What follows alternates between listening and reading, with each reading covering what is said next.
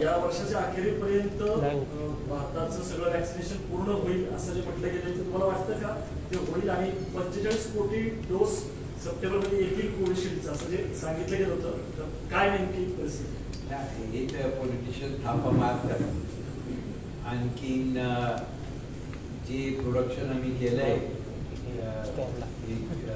10 कोटी महिन्याला याला ते काय सोपं नाही.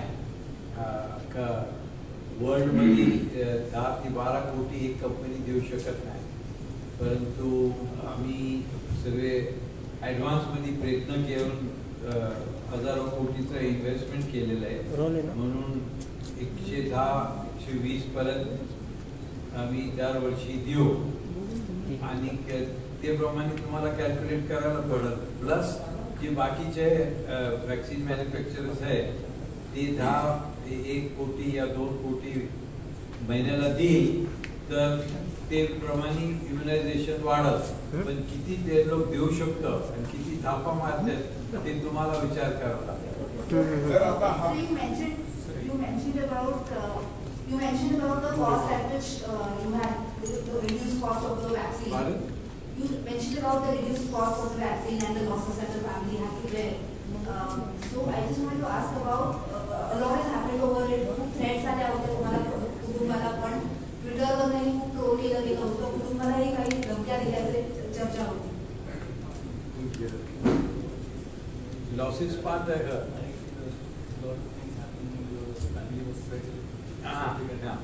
नाही बघा, first of all this to be honest with you, we have lost huge amount in loss of profit. We are not lost in making the vaccine, right? Because, for example, take any vaccine, take a measles vaccine. We are giving to government of India at 8 to 10 rupees a dose, whereas UNICEF and foreign countries are giving us 50 rupees a dose. So the gap is clear. That answers the sacrifice the Poonawalla family and Serum Institute is making to protect the Indian population. Your second question was about that so-called threat. Actually, that was blown out of proportion. There was no threat as such. And there was no reason for people to exaggerate that my son had to leave the country because of that. It was the annual summer vacation which he was going for and which he went for. And government was kind enough to immediately put him in a high category protection zone, but it was more completely blown out of proportion, I would say. तर आजपर्यंत आपण अनेक infectious diseases जे आहेत आपल्या देशामध्ये ते handle करण्यामध्ये परत बोला. ऐकायचं गेलंय. आजपर्यंत आपण अनेक इन्फेक्शियस डिसीजेस वरती लस बनवल्या किंवा त्या सिच्युएशन आपण वर्षानुवर्ष पाहत आलो. मात्र पहिल्यांदा असं घडलं की खूप संपूर्ण जग हे या कोरोनाच्या विळख्यामध्ये कोरोनाच्या याच्यामध्ये अडकलंय. अशा परिस्थितीमध्ये आपल्या देशाची लोकसंख्या आणि आपली इन्फ्रास्ट्रक्चर आपली एकूण क्षमता लक्षात घेता आपण खरोखर कुठेतरी कमी पडलोय असं वाटतं का कोविड सिच्युएशन हाताळण्यामध्ये, कोविड सिच्युएशन हँडल करण्यामध्ये?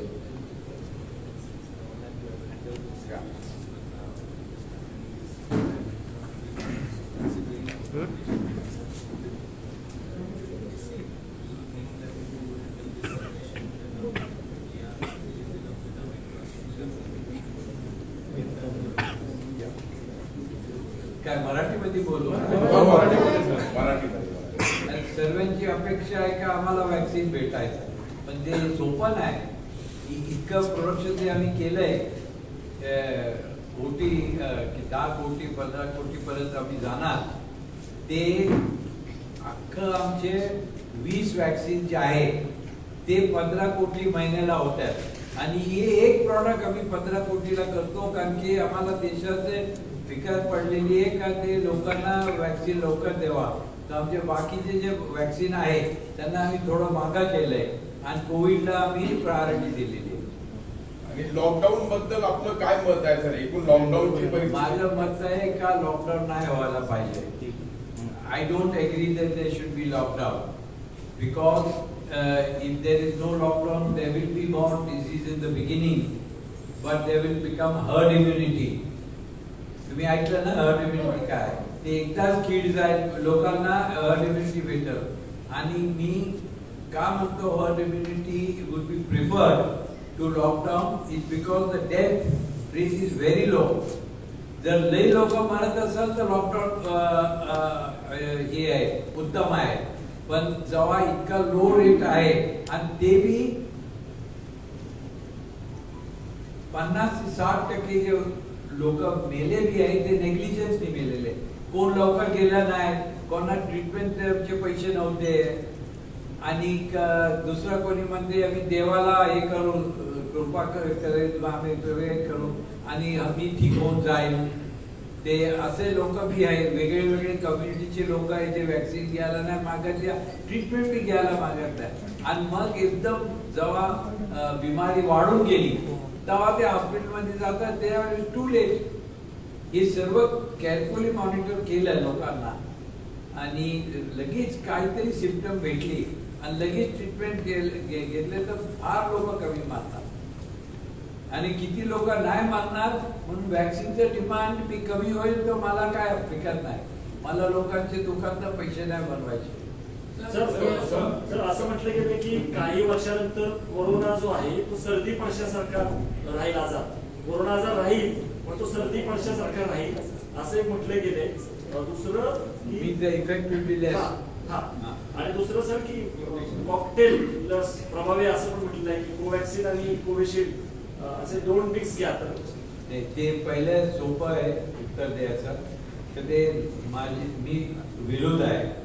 मिक्सिंग करायचं काय जरूर नाही आणि मिक्सिंग केलं तर त्याचा परिणाम चांगला नाही निघाला तर सिरम इन्स्टिट्यूट म्हणाल का त्यांचं वॅक्सिन बरोबर नाही आणि ते म्हणाल का तुम्ही सिरमचं मिक्स केलं म्हणून ते रोग हे नाही झाला.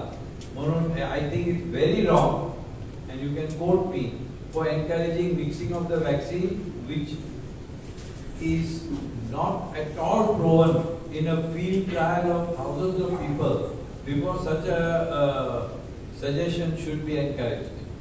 That was what is the other question? Corona राहील पण सर्दी पडशासारखा आजार राहील. तसं काय नाही. आता कोणाला एवढी एक्सपिरियन्स नाही. आतापर्यंत वेव्ह आफ्टर वेव्ह येतं. आता बघा अमेरिकामध्ये ते हुशारी करत होते का आम्ही सर्वांना वॅक्सिन दिलं असं केलं. आता किती लोकांना रोज हे होत आहे. आणि मी वॅक्सिन विकून पैसे भरवायला तयार नाही, परंतु लोकांनी वॅक्सिन घ्यायचं आणखी नाही घेतलं तर मग ते पस्ताव करतात. गेलं 1.5 वर्ष शाळा बंद आहे. गेलं 1.5 वर्ष शाळा कॉलेजेस बंद आहे. मुलांचं अकॅडमिक नुकसान होत आहे, त्यांना बाहेर कुठे जात नाही. सो लहान मुलांसाठी ही लस कधी अवेलेबल होईल आणि शाळा सुरू कराव्यात का? आपण ते बघा म्हणजे नोव्हॅक्स आहे तो 12 वर्षापर्यंत देऊ शकतो. त्याची ट्रायल चालू आहे. ती ट्रायल संपली का ते आम्ही लॉन्च करू नोव्हॅक्स. पण जे कोविशिल्ड आहे ते त्यांनी टेस्टिंग केली आणि ते 18 वर्षाच्या खाली लोकांना द्यायचं हे आहे परमिशन नाही आणि आम्ही घेणार बी नाही परमिशन, कारण की ते डेंजरस आहे आणि कोणाला काय रिॲक्शन झालं कोण मेले तर ते परिणाम कोण घेणार? मी नाही. आणि शाळा कॉलेज सुरू करण्याबद्दल तुमचं काय म्हणणं? आपल्या इन्स्टिट्यूशनवर शाळा आहे, ते शाळा आहे वेगळे वेगळे कंट्रीज हळूहळू ते एज लिमिट कमी करतात. त्यांचा काय परिणाम आहे ते बघून आपण पुढे जायला पाहिजे. आता 1-2 वर्ष शाळा नाही गेली थोडं कमी झालं घरी स्टडी करू शकतो. मी कधी शाळेत कॉलेजमध्ये पवार साहेब मला हसत होते कॅन्टीन मध्ये भेटल. मी वर्गात जात नव्हतं तरी मी सिरम इन्स्टिट्यूट बांधली.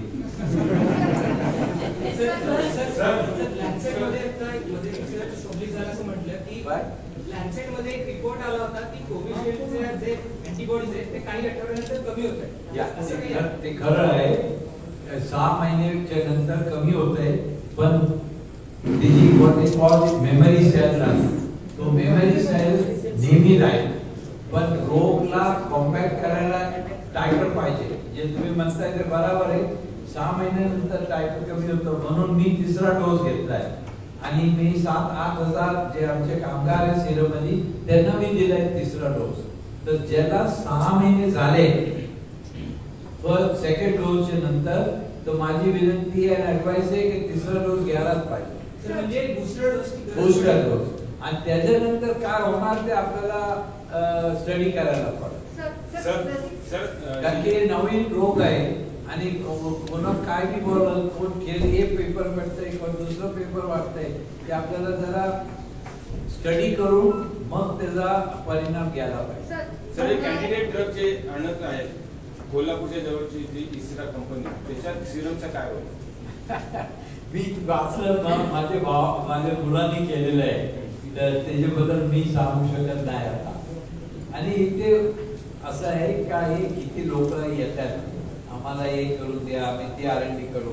आणि बिग फिलॅन्थ्रोपिक फॅमिली, आम्ही बहुतेक सर्वांना काहीतरी मदत करतोय.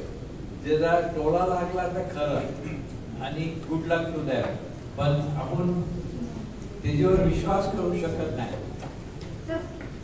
So you talked about the mixing of the vaccines. So by that, do you feel that if mixing of vaccine is approved, the responsibility should be given to the licensing authority or the vaccine manufacturer? That's a good question. First of all, a licensing authority will never give full approval, in my opinion, because it's a very risky decision and it's a waste of time. When one vaccine is working, why should you mix it up unnecessarily and cause complications? They should be completely discouraged. Sir, तुम्ही वरती भाषणात बोलताना सांगितलं की पूर्वी, मला जायचंय हा, बोला. सर पूर्वी तुम्ही वरती भाषणात बोलताना सांगितलं की पूर्वी नोकरशाहीचा असेल तर परवानग्याचा खूप जाच व्हायचा, तो जाच आता कमी झाला. तर म्हणजे नेमकं काय झालंय? किंवा मोदी गव्हर्नमेंटने ते रिफॉर्म चांगला केलाय आणि ते आता लोकांना ड्रग कंट्रोल वगैरेंना त्यांनी चटका मारलाय वरून, का तुम्ही लवकरच्या लवकर परवानगी द्या आणि 1-2 महिना बसून नका राहू चहा पेत ऑफिसमध्ये. तर ते लई फरक पडलाय. आणि ते नाही झालं असतं तर आपण वॅक्सिनच लॉन्च करू शकत नसतं. कारण की पूर्वी आम्ही एक एक उदाहरण देतो, एक निमोनियाचं बी वॅक्सिन बनवलंय, ते बी लोकांनी घ्यायलाच पाहिजे. निमोनियासाठी ते आता बाळांना देता, पण सर्व लोकांनी घ्यायला पाहिजे. मी तर 2 पेक्षा 3 डोस घेतलेले. माझी सर्दी आणि हे सर्व लय कमी झालं त्याच्यामुळं. तर त्यांनी 2 वर्ष काढले मला परवानगी द्यायला. हे कागद नाही, ते कागद नाही, चलन नाही आली, ते 1 महिन्यानंतर उत्तर दे. हे असं चालतंय. तर तुम्हाला माहित आहे, उत्तर तुम्ही एक जमिनीचे नोंदणी करायला गेले तर त्याला ती पहिले पैसे खाईल, मग ते वरचेवरून जाईल, मग ते नोंदून बरोबर नाही येईल, परत तुम्हाला हे करायला पाहिजे. तर ते लय कमी झालंय. ते खाली ड्रग कंट्रोलर मध्ये कमी झालंय, बाकीचे ते तुम्ही बूस्टर डोस बद्दल बोललात, पण पुन्हा लस घ्यायची वेळ येऊ शकते का अशी शक्यता वर्तवली जाते आहे. पुन्हा म्हणजे आता डोस घेतले, 2 डोस झाले, बूस्टर डोस घेतला की त्याच्यानंतर पुन्हा लस घ्यावी लागू शकते लोकांना. बूस्टर डोस बद्दल तुम्ही बोललात, पण आता लस घेतल्यानंतर पुन्हा लस घ्यायची वेळ येऊ शकते का? म्हणजे काही वर्षांनी, 1 वर्ष किंवा होऊ शकते, 100% होईल. जोपर्यंत हा रोग एकदम चौकडा कमी नाही होईल, because of herd immunity and immunisation, it will be required. But people are worried about third wave. माझ्या मताने थर्ड वेव्ह इतका कडक नाही येणार, कारण की काही लोकांना हर्ड इम्युनिटी होईल, काही लोकांना वॅक्सिनचे प्रोटेक्शन राहणार. तर थर्ड वेव्ह इतका वाईट नाही येणार. आता माझी अपेक्षा आहे लोकांच्यासाठी, आणि माझा धंदा कमी होईल तर मी खुश राहील.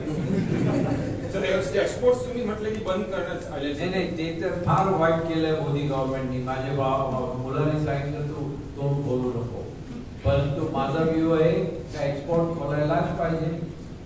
कारण की बाकीचे जे वर्ल्डचे 150 कंट्रीज, 170 या 150-150 जे बी असतात, ते आमचं वॅक्सिन घेऊन इतकं वर्ष चालवलंय आता ते म्हणतात का आम्हाला हे पाहिजे आणि आमची गरज आहे, तेव्हा तुम्ही एकदम आम्हाला बंद केला. तर ते सर्व कंट्रीजनी कोटी रुपये आम्हाला ऍडव्हान्स दिलेले आहे. बिल गेट फाउंडेशनने 5,000 कोटी रुपये मला दिलेले आहे WHO. आणि मी त्यांना सांगितलं मी परत तुम्हाला करेल पैसे होते, म्हणते नाही, तुमच्यावर आमचा विश्वास आहे, 1-2 महिन्यामध्ये गव्हर्नमेंट परवानगी देणार, मग तुम्ही आम्हाला वॅक्सिन द्या. तर पुण्यातच लसींचा तुटवडा आहे, त्याच्याबद्दल काय कशा पद्धतीने काय पुण्यातच लस मॅन्युफॅक्चर होते.